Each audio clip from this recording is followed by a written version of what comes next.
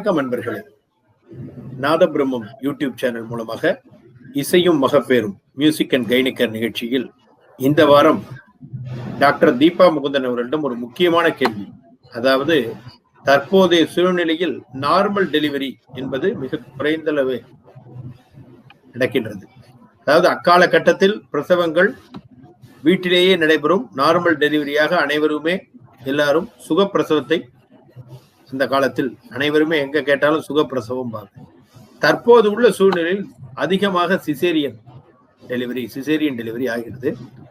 அதனை பற்றி விளக்குமாறு, ஏன்னா தற்போதைய காலகட்டத்தில் நார்மல் டெலிவரி ஆகின்றது, இல்லை என்று சொல்லவில்லை, ஆனால் அதிக அளவில் சிசேரியன் டெலிவரி ஆகின்றது. அதனை பற்றி விளக்குமாறு நம்முடைய மகப்பேறு மருத்துவர் தீபா முகுந்தன் அவர்களை கேட்போம். வணக்கம் டாக்டர். வணக்கம். இது ஒரு அருமையான கேள்வி. ஜனங்களுக்கு இது எப்பவுமே ஒரு $1 மில்லியன் கொஸ்டின். ஏன் சிசேரியன் அதிகமாச்சு அப்படின்றது. இதுல நிறைய காரணங்கள் இருக்கு. இது ரொம்ப சுவாரஸ்யமான விஷயம். அதாவது முன்ன காலகட்டத்துல பாத்தீங்கன்னா, நீங்க சொன்னீங்க நிறைய பேர் நிறைய டெலிவரி ஆகும், சுகப்பிரசவம் ஆகும் அப்படிங்கிறது. இன்னைக்கு பாத்தீங்கன்னா, அப்ப முன்னாடி காலங்கள்ல டெலிவரி ஒரு சராசரியா பர்த் வெயிட் அப்படி பாத்தீங்கன்னா 2.5 kg நல்ல வெயிட் அப்படின்னு சொல்லுவாங்க. இன்னைக்கு பாத்தீங்கன்னா ஊட்டச்சத்து அதிகமா இருக்கு எல்லாருக்குமே, லேடிஸ்க்கும் சரி கர்ப்பிணி பெண்களுக்கும் சரி, நல்லா பாதுகாத்துக்கிறாங்க, நல்லா சாப்பிட்றாங்க. ஊட்டச்சத்து நியூட்ரிஷன் அதிகமா இருக்கிறதுனால இன்னைக்கு பிறக்கிற ஆவரேஜ் பர்த் வெயிட்டே 3.5 kg ஆயிடுச்சு. ஸோ ஃபர்ஸ்ட் வெயிட்டே இப்ப பிறக்கிற குழந்தைகளுக்கும் அந்த காலத்துல பிறந்த குழந்தைகளுக்கும் ரொம்ப வித்தியாசம். 3.5 kg அப்படிங்கிறது பிளஸ் அதுக்கு மேலதான் நிறைய குழந்தைகள் பிறக்குது. ஸோ வெயிட் அதிகம் ஆக ஆக என்ன ஆகும்னா, அம்மாக்களுடைய தாய்மார்களுடைய இடுப்பெலும்பு, அதாவது ஒரு நார்மல் டெலிவரி ஆகணும்னா குழந்தையினுடைய தலை சின்னதா இருக்கணும், குழந்தை வெயிட் கம்மியா இருக்கணும், அம்மாவுடைய இடுப்பெலும்புல அதை ஈஸியா பேசேஜ்ல அது கீழே வரணும். இப்ப இடுப்பெலும்பு சின்னதா இருந்து குழந்தை மட்டும் பெருசா இருந்தா அது கீழே வரதுக்கான வாய்ப்புகள் இல்லை. டிஸ்ப்ரப்போர்ஷன் அப்படின்னு சொல்லுவோம் ஆங்கிலத்துல. அதாவது குழந்தை தலை நல்ல குனிஞ்ச வாக்குல இப்ப பொசிஷன் சரியில்லாம இருக்கலாம். அதாவது வானத்தை பார்த்து இருந்துச்சு டாக்டர் அப்படின்னு சொல்லுவாங்க சில பேஷண்ட். தலை திரும்பல டாக்டர் அப்படின்னு சொல்லுவாங்க. சோ தலை திரும்பாம இல்ல வானத்தை பார்த்த மாதிரி நிமிர்ந்த வாக்குல அப்படி இருக்கும் பொழுது அந்த தலை உள்ள வரத்துக்கான இடுப்பெலும்பு உள்ள பேசேஜ்ல டெலிவரி பர்த் கெனால்ல வரத்துக்கான வாய்ப்புகள் கம்மி. சோ இது ஒரு முக்கியமான காரணம். ஃபர்ஸ்ட் வெயிட், அடுத்தது குழந்தையோட பொசிஷன். இப்ப ஸ்கேன், அல்ட்ராசவுண்ட் இருக்கு. இப்பதான் நான் போன எபிசோட்ல நம்ம பேசணும் அல்ட்ராசவுண்ட் பத்தின விவரங்கள் எல்லாமே. சோ இந்த அல்ட்ராசவுண்ட் இருக்கிறதுனால பல விஷயங்களை நம்ம முன்னாடியே பிக்கப் பண்ணிடுறோம். அந்த காலத்துல அல்ட்ராசவுண்ட் அதிகமா கிடையாது. அல்ட்ராசவுண்ட்லயே அட்வான்ஸ்ட் அல்ட்ராசவுண்ட் ரொம்ப கிடையாது. அதனால இப்ப எல்லாமே அட்வான்ஸ்டா இருக்கிறதுனால குழந்தைக்கு தலை கீழே இல்லாம கால் கீழே இருக்குதா, குறுக்க இருக்குதா, இதெல்லாம் ரொம்ப ஈஸியா நம்ம இப்ப நான் படிக்கிற காலத்துல பாத்தீங்கன்னா, நாங்க கால் கீழே இருக்கா தலை கீழே இருக்கா சந்தேகம் இருந்ததுன்னா ஒரு எக்ஸ்ரே எடுப்போம். அந்த குழந்தையினுடைய தலை கீழே தெரியுதா மேல தெரியுதான்னு சொல்லி எக்ஸ்ரே எடுத்து பார்ப்போம். இப்ப அல்ட்ராசவுண்ட் எக்ஸ்ரே இல்லாம மிக சுலபமாக குழந்தைக்கு வயிற்றுக்குள்ள இருக்கிறது அப்படியே கண்ணாடி மாதிரி உள்ள தெரியுது. எல்லாத்தையுமே பாத்துறோம். குழந்தை கால் வழியா இருக்கா இல்ல குறுக்க இருக்கா, பொசிஷன் மாதிரி இருக்கா பாத்துறோம். நஞ்சு கர்ப்பப்பையினுடைய வாய் பகுதியில அமைஞ்சிருக்கான்னு பார்ப்போம். அது மாதிரி இருந்துச்சுன்னா கர்ப்பப்பை வாய் திறக்கும் பொழுது ரத்தமா போகும்.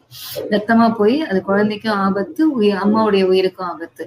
சோ அந்த மாதிரி ஒரு நஞ்சு உடைய பொசிஷன் எங்க இருக்கு அப்படிங்கறது நாங்க ஸ்கேன்ல பாத்துறோம். அதே போல குழந்தைக்கு நீர் சத்து கம்மியா இருக்கா அப்படிங்கறதும் ஸ்கேன்ல பார்த்து. நீர் சத்து கம்மியா இருந்ததுன்னா குழந்தைக்கு ரத்த ஓட்டம் குழந்தை நார்மல் சுகப்பிரசவம் ஆகும் பொழுது அந்த தொப்புள் கொடி கம்ப்ரஸ் ஆகிறதுக்கான வாய்ப்பு இருக்கு. அது நிறைய நீர் இருந்துச்சுன்னா நீர்ல அது முதந்துட்டு இருக்கும், கம்ப்ரஸ் ஆகாது, குஷன் மாதிரி எஃபெக்ட் இருக்கும். நீர் சத்தே கம்மியா போச்சு அப்படின்னு சொன்னா ஆட்டோமேட்டிக்கா கர்ப்பப்பை கண்ட்ராக்ட் சுருங்கும் பொழுது, பிரசவ வலி வரும்பொழுது ஆட்டோமேட்டிக்கா குழந்தைக்கு ரத்த ஓட்டம் பாதிக்கும். அதே போல குழந்தை வளர்ச்சி இல்லாம இருக்கு. அப்ப நார்மல் டெலிவரி லேபர் ப்ராசஸ் அது தாங்காது.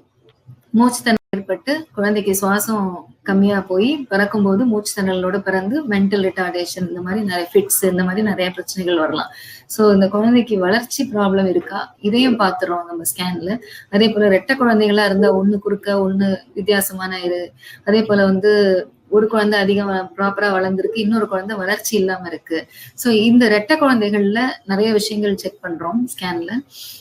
அதே போல குழந்தைக்கு ரத்த ஓட்டம் குறைஞ்சிருக்கா, அந்த பிளட் ஃப்ளோ ஸ்டடிஸ் அதெல்லாமும் இப்ப அட்வான்ஸ்டா வந்தாச்சு. ரத்த ஓட்டத்தை துல்லியமா நம்ம குழந்தைக்கு போற ரத்த ஓட்டம், இருதயத்துக்கு போற ரத்த ஓட்டம், கல்லீரலுக்கு போற ரத்த ஓட்டம், இப்படி தனித்தனியாவே நம்ம குழந்தைக்கு வயிற்றுக்குள்ள இருக்கிற குழந்தைக்கு நம்ம டெஸ்ட் பண்ணி பார்த்துடலாம். மூளைக்கு போற ரத்த ஓட்டமும் தொப்புள் கொடியில போற ரத்த ஓட்டமும் முக்கியமா நாங்க செக் பண்ணுவோம். இது ரெண்டுத்துல மூளைக்கு போற ரத்த ஓட்டமும் இதுலயும் இந்த வித்தியாசங்கள் இருந்ததுன்னா அந்த குழந்தை வந்து நார்மல் லேபர் தாங்காது.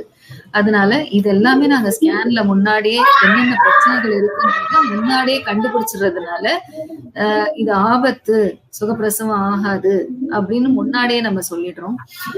இன்னொன்னு பாத்தீங்கன்னா முன்ன காலத்துல வந்து 5-6 குழந்தைங்க பெத்துக்குவாங்க, அதுல ஒண்ணு செத்து போனா கவலைப்பட மாட்டாங்க. இப்ப பாத்தீங்கன்னா ஒரே ஒரு குழந்தை தான் லைஃப்லயே பிளான் பண்றாங்க. அந்த கர்ப்பமானா அவ்வளோ டென்ஷன் அந்த தாய்மார்களுக்கு, அவ்வளோ ஒரு ஸ்ட்ரெஸ், அந்த குழந்தைய பத்தியே நினைச்சு நல்லபடியா ஆகணும்னு அப்படி ஒரு ஸ்ட்ரெஸ் டென்ஷன் இருக்கும்போது பாத்தீங்கன்னா ஏதாவது ஒரு பிரச்சனை ஆனா கூட அதாவது அவங்க லைஃப்லயே ஒரு டைம் தான் அட்டம் பண்றாங்க. சோ அந்த மாதிரி ஒரு ப்ரெஷியஸ், எல்லா குழந்தையுமே இப்ப ப்ரெஷியஸா இருக்கு. அந்த காலத்துல 10 குழந்தைங்க பிறக்கும், 1 செத்து போனா கண்டுக்க மாட்டாங்க, 2 குழந்தைங்க செத்து போனா கண்டுக்க மாட்டாங்க.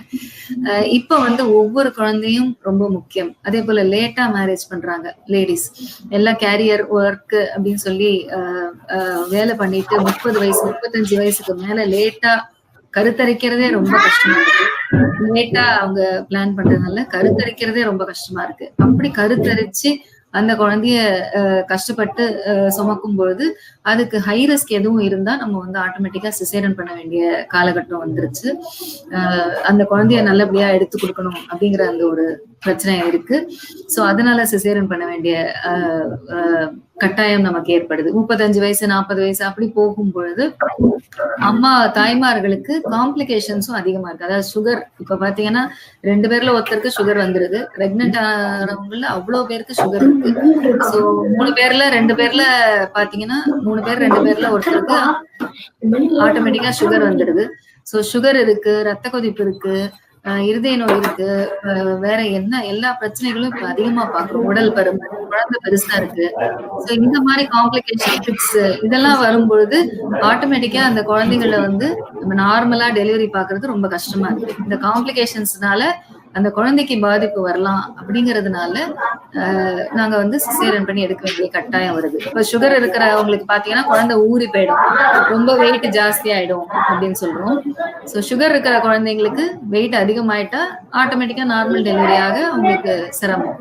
அதனால சுகர் இருந்தா ஆட்டோமேட்டிக்கா அந்த குழந்தையோட வெயிட் எஸ்டிமேட் பண்ணிட்டு நம்ம டெலிவரி வந்து நார்மலா பண்ண மாட்டோம்.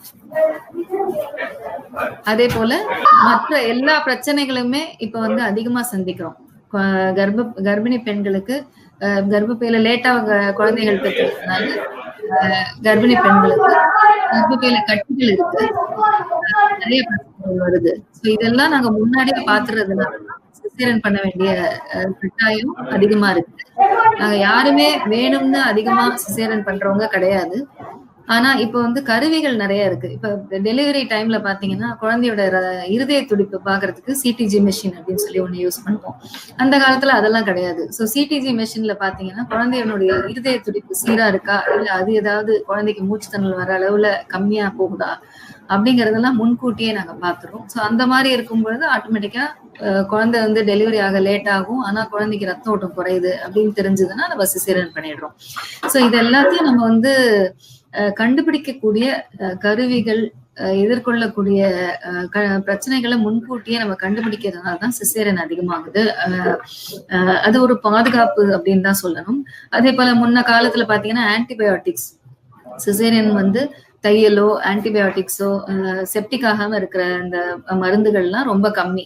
இப்ப பாத்தீங்கன்னா அது எல்லாமே வந்து ரொம்ப சேஃப். அதாவது மயக்க மருந்தா இருக்கட்டும், ஆன்டிபயோட்டிக்ஸா இருக்கட்டும், இப்ப தையலா இருக்கட்டும், எல்லாமே வந்து இப்ப ரொம்ப சேஃபா இருக்கு. அப்படிங்கறதுனால தைரியமா சிசேரியன் பண்றோம். முன்ன காலத்துல சிசேரியன் பண்ணி இறந்தவங்க நிறைய பேர் இருக்காங்க. இப்ப வந்து சிசேரியன் பண்ணி இறந்தவங்க நீங்க கேள்விப்படவே முடியாது. ஏதாவது நிஜமாவே இருதய பிரச்சனை அந்த மாதிரி எல்லாம் இருந்தா மட்டும்தான் இறந்து போறாங்க தாய்மார்கள். அதாவது சிசேரியன் டெலிவரியா நார்மல் டெலிவரியா, அதாவது தற்போதைய சூழ்நிலையில் சிசேரியன் டெலிவரி அதிகரித்துள்ள நிலையில் அதனை பற்றி மிக அற்புதமான விளக்கத்தை தந்ததோடு அடுத்த தொடரில், அதாவது இந்த சிசேரியனில் முதல் குழந்தை சிசேரியன்ல பிறந்தா அடுத்த சிசேரியன் பிறக்குமா நார்மலா, அந்த மாதிரி ஒரு சந்தேகங்களுக்கு அடுத்த தொடர்ல டாக்டர் அதனை விளக்கமளிக்க உள்ளார் என்பதனையும் தெரிவித்துக் கொண்டு மீண்டும் அடுத்த தொடரில் சந்திப்போம். இந்த தொடரில் ஒரு பாடலோடு டாக்டரிடம் மீண்டும் அடுத்த தொடரில் சந்திப்போம். நன்றி, வணக்கம். நன்றி. பருவமே புதிய பாடல் பாடு, பருவமே புதிய பாடல் பாடு, இளமையின் பூந்தென்றல் ராகம், இளமையின் பூந்தென்றல் ராகம், பருவமே புதிய பாடல் பாடு. பூங்கோட்டத்தில் காதல் கண்ணம்மா, பூங்கோட்டத்தில் காதல் கண்ணம்மா, சிரிக்கிறாய் ஹோ ஹோ ரசிக்கிறான் ராஜா, சிவக்கிறாள் ஹோ ஹோ துடிக்கிறாள் ராணி, தெய்வங்கள் பொன்னாடும் பார்வை சேரும், பருவமே புதிய